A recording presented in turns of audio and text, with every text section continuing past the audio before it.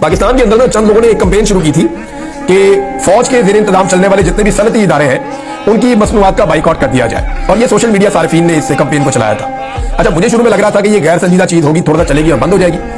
लेकिन अब जिस तरह का रद्देअमल दूसरी तरफ से आ रहा है उस रद्देअमल को देखते हुए अंदाजा हो रहा है कि ये कैंपेन शायद काम कर रही है। मिसाल के तौर पे ये मामला मुझे पहले लगता कि सोशल मीडिया तक रहेगा और इससे ऊपर शायद नहीं जाएगा, या छोटा मोटा इंपैक्ट होगा और वो फर्क डालेगा नहीं, मगर इसका दायराकार वसी हुआ और इतना वसी हुआ कि इस वक्त कुछ रिटायर फौजियों की तंजीमें,